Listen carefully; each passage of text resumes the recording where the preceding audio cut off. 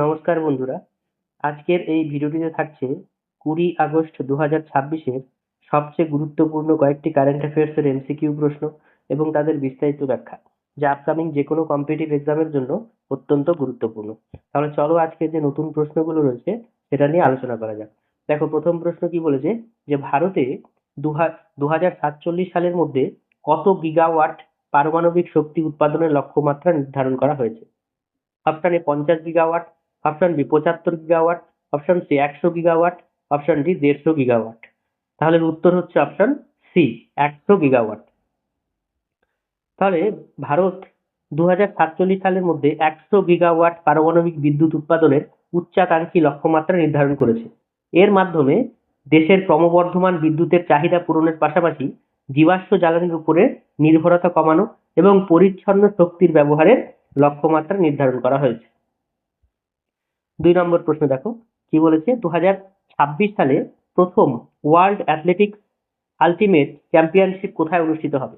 London যুক্তরাজ্য, option B Paris France, option C Budapest Hungary, option D Rome Italy. তাহলে উত্তর হচ্ছে option C Budapest Hungary. তাহলে world athletics ultimate championship 2026 সালে প্রথমবারের মতো অনুষ্ঠিত হবে। এর আয়োজক শহর হলো হাঙ্গেরির বুদাপেস্ট, রাজধানী হচ্ছে বুদাপেস্ট। ঠিক আছে। বিশ্ব অ্যাথলেটিক্সের সেরা ক্রীড়াবিদদের নিয়ে এক মঞ্চে নিয়ে আসাই এই প্রতিযোগিতার অন্যতম লক্ষ্য।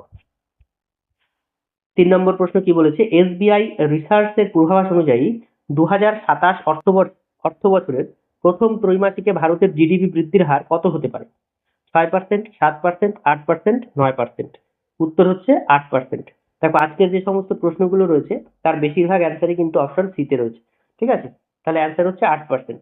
তাহলে এসবিআই রিসার্চের পূর্বাভাস অনুযায়ী 2027 অর্থ বছরের প্রথম ত্রৈমাসিকে প্রকৃত জিডিপি বৃদ্ধির হার প্রায় 8% হতে পারে বলে অনুমান করা হচ্ছে। বেলজিয়ামের কোন বনাঞ্চলে ভয়াবহ দাবানল দেখা গিয়েছে? Option A Ardennes, option B Sonian forest, option C high fens, option D Meerdaal forest. তাহলে এর উত্তর কি হচ্ছে? এর উত্তর হচ্ছে option C high fens forest. 17 আগস্ট কোন দেশের স্বাধীনতা দিবস পালন করা হয়? Malaysia, Vietnam, Indonesia, Philippines. তাহলে উত্তর হচ্ছে অপশন সি। অপশন সি হচ্ছে ইন্দোনেশিয়া।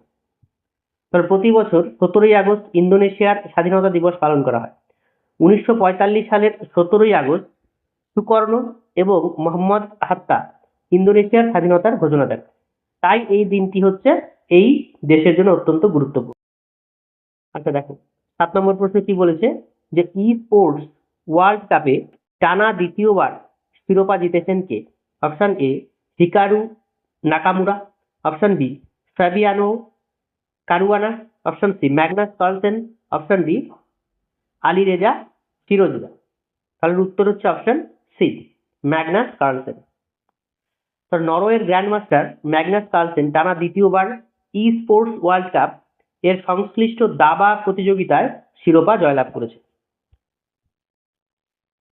বিডব্লিউএফ ওয়ার্ল্ড চ্যাম্পিয়নশিপের আয়োজক শহর কোনটি? মুম্বাই, কলকাতা, বেঙ্গালুরু, নয়াদিল্লি। উত্তর হচ্ছে অপশন ডি নয়াদিল্লি। তাহলে badminton world federation BWF world championship আয়োজন করেছে নয়াদিল্লি।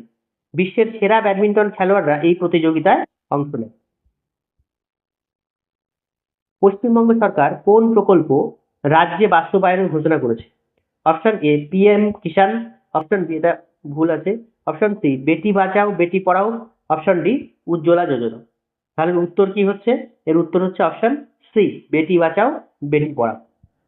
তাহলে পশ্চিমবঙ্গ সরকার বেটি বাঁচাও বেটি পড়াও প্রকল্পের বাস্তবায়ন ঘোষণা করেছে।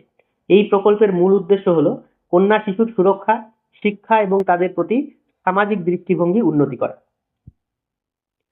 ভারতের প্রথম ন্যাশনাল নন প্রফিট ডে কবে পালন করা হয়? 15 আগস্ট, 16 আগস্ট, 17 আগস্ট, 18 আগস্ট।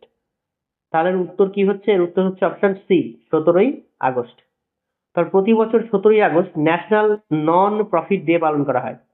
সমাজ কল্যাণ, শিক্ষা, স্বাস্থ্য, দারিদ্র দূরীকরণ সহ বিভিন্ন অলাভজনক সংস্থাগুলির অবদানকে স্বীকৃতি দেওয়ার জন্যই তাদের কাজকে সম্পর্ক সচেতনতা বৃদ্ধি করাই হচ্ছে এই দিবসের লক্ষ্য।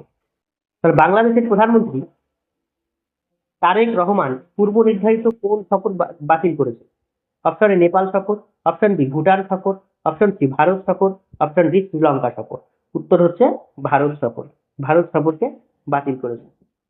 তাহলে জম্মু এবং কাশ্মীরের বহু প্রতীক্ষিত কোন সুড়ঙ্গ সাধারণ মানুষের চলাচলের জন্য খুলে দেওয়া হয়েছে? অপশন এ জজিরা সুড়ঙ্গ, অপশন বি চেনানি নাসির সুড়ঙ্গ, অপশন সি সুঙ্গল সুড়ঙ্গ, অপশন ডি বানিহাল সুড়ঙ্গ। উত্তর হচ্ছে অপশন সি সুঙ্গল সুড়ঙ্গ। জম্মু এবং কাশ্মীরের সুঙ্গল সুড়ঙ্গ সাধারণ মানুষের চলাচলের জন্য খুলে দেওয়া হয়েছে। দুর্গম পাহাড়ি এলাকায় যাতায়াত সহজ করা এবং সড়ক যোগাযোগের উন্নতি ঘটানোর ক্ষেত্রে এই সুড়ঙ্গটি অত্যন্ত গুরুত্বপূর্ণ। তাহলে আজকের মতো এ পর্যন্তই। ভিডিওটিকে ভালো লাগলে তোমরা লাইক, শেয়ার এবং সাবস্ক্রাইব করবে। আর ভিডিওটিকে শেষ পর্যন্ত দেখার জন্য অনেক অনেক ধন্যবাদ।